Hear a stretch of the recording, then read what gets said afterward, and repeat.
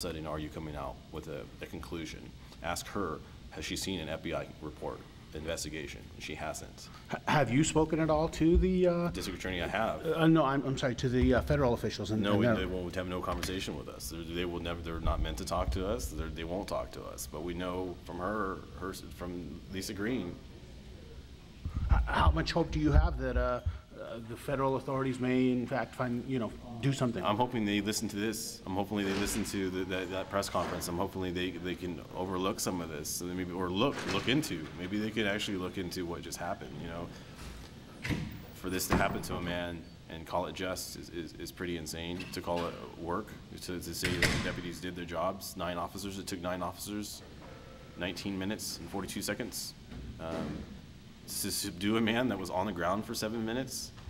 Tell me that's just insane, and why that is okay or seen okay or is investigated as something that is just the line of duty is bizarre to me. It should be as bizarre and crazy, insane to the people, the public. How angry are you about this decision? I don't know if there's anger. I don't know if there's anger. There's just a lot of, it's just day one confusion, but at least I have information. We have to think that, you know, without the witnesses, without the media, you know, prying and picking and questioning, this would have died within 2 weeks. Everyone would have listened to Donnie Youngblood, and they were like, oh, David Silva deserved to die.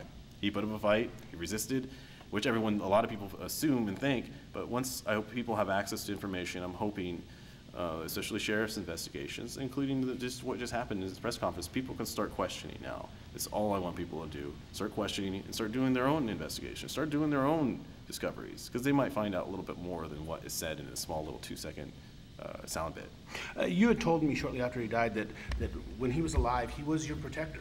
He was your guardian. He watched out over you, and now here in death, you're trying to protect him. And it's just, I'm paying him back. I'm paying him back because he would do the same for me. I'm paying him back because he's done so much for me. This is the least I can do for David. The very least. All this, you know, this is him. This is my heart reaching out to him. And hopefully he will get justice. And that's all we're doing as a family. We're just hoping he gets justice. And he was, as you said earlier, he was looking for help that night. He was looking for help, and not a lot of people talk about that because people are focusing on the alcohol and the drugs because they love listing it. But he was looking for help. You know, he's third in line at the Mary Kay Health Center.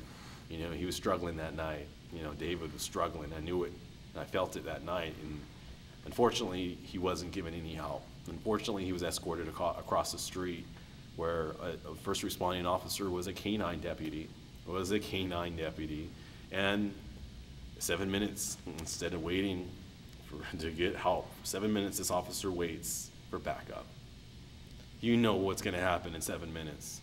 You know what's going to happen if you wait 7 minutes. Get this man help. This man has been waiting how long already for help? So tell me, Lisa Green, District Attorney, is that just? Is that okay? Is that okay?